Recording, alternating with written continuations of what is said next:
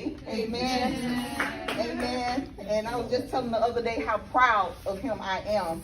Just seen him go through many trials and situations, been in the streets, amen. But to God be the glory. Amen. So we're going to bring up none other than Minister Blue. Amen. I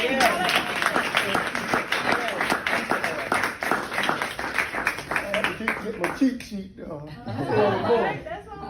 This is in honor of my grandfather, Otis Blue, whom I never met. And I was thinking about telling this story, well, my testimony, and I was convicted about the atmosphere that formed me, that produced me. So now I had to go from the beginning with my struggle. I was raised by a woman who was raised on a plantation. She was born in 1915 in Monticello, Mississippi. She and her husband raised the majority of their 12 children on a plantation in Delta, Mississippi. All 12 children were born in Mississippi. However, the 2 younger children were raised up in Florida, with the youngest being my mother. My mother was born in 1951. In 1952, they fled plantation life where they landed in Florida. A plantation is a large area of land used for growing cash crops. Cash crops are those crops that are marketed for national sales. Examples of cash crops are rice, sweet potato, and cotton. Cotton was the main crop that my family would grow for the plantation owners. They lived in what was called a tented house on the plantation, as there were very few tented houses on plantations. The tented farmers were called sharecroppers. A sharecropper is someone who raises crops on land owned by plantation owners in return for 30 to 50% of the profits. The plantation owners had stores on location to sell sharecroppers everything needed to grow and care for the crops. However, the landlords would often apply very high tax percent for the material sold to the sharecroppers. The tax plan was designed to keep the sharecroppers in debt. At the end of each year, the landlord would settle the sharecroppers' account, in which the croppers very seldom saw any profits for their labor. The idea of sharecropping was established around 1870, after the abolishment of slavery, to keep a level of control and status on African Americans. However, the sharecropping relationship had become very oppressive for African Americans with respect to the time. They were right in the middle of what is known as the Great Migration. The Great Migration occurred from 1916 to 1970, where about 6 million African Americans migrated northwest because of poor economic and educational conditions, and to escape the pressure of the Jim Crow laws. The Jim Crow laws, which ended in 1965, the Jim Crow laws were focused on encouraging racial segregation and the disenfranchisement of African Americans. In 1952, the family landed in Florida seeking a better quality of life. However, they were met with career changes, very little formal education, and challenges were adapted to a different social structure.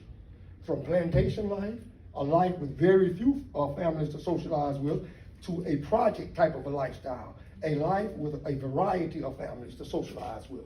So you can imagine that.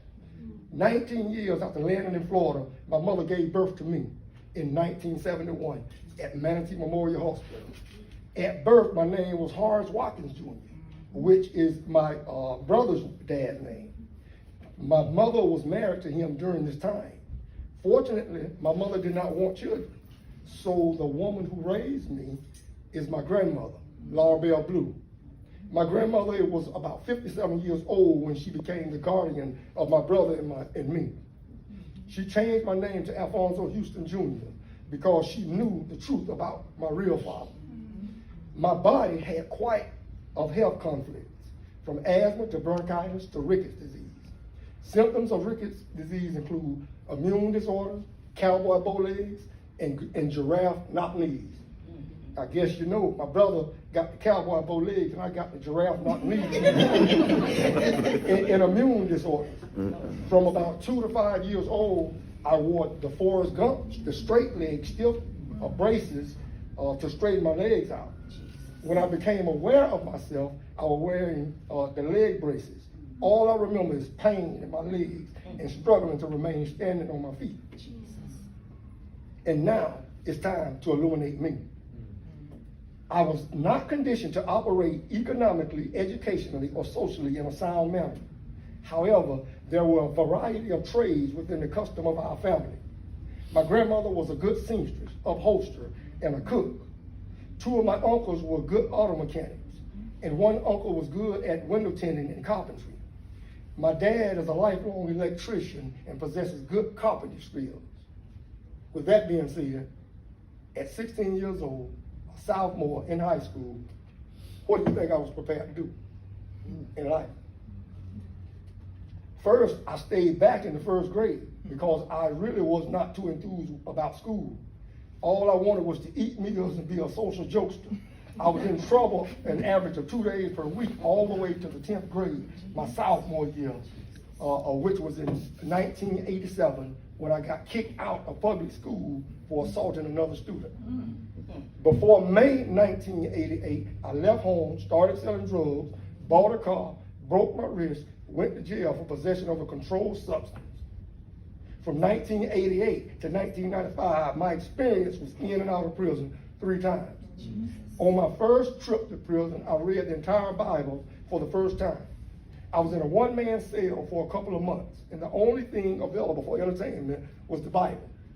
Solomon and Jesus left the greatest impression within me with respect to the wisdom that they possessed. Amen. My last trip to prison was in 1989, federal prison, where I remained a little under 6 years. I earned a GED and a certificate for electrical safety. I was released in December of 1995. Strap on your seatbelt. I got married in 1997 and committed adultery in 1999, which produced twin boys in 2000. So I left my wife to be with the kids that I produced. 3 years into that relationship with my kid's mother, I went outside of that relationship on her, which also produced a child. I was diagnosed with lupus in 2001. 2004, I became disabled due to spinal conditions with my back. From 2005 to 2007, I was being convicted by a judgment that I made during my adolescent years concerning my children being from one woman raised in the same house, which led me to lust for an image that was wiser than the ones I associated myself with. Therefore, on Father's Day, I made a commitment. On Father's Day in 2007, I made a commitment to start a personal growth journey which involved reading 1 to 2 verses of the Bible every morning while searching out the terms of the verses.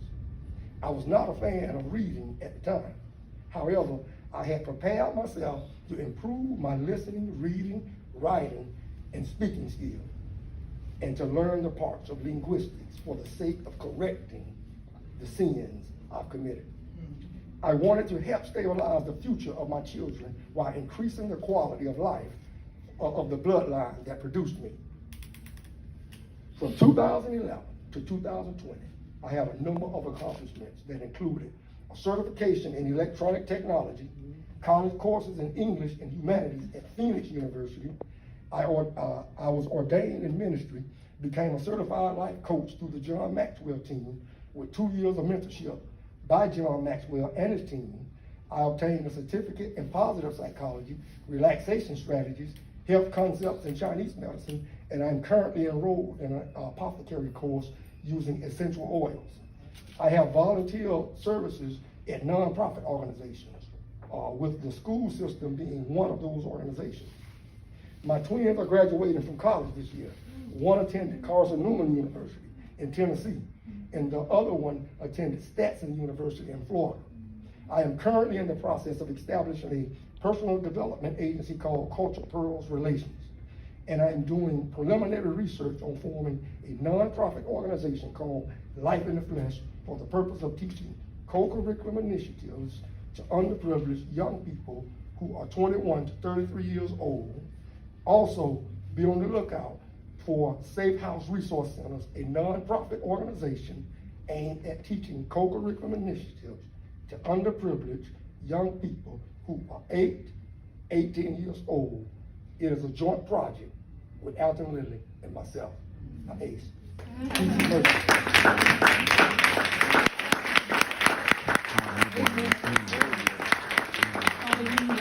told y'all I was proud of. That was now.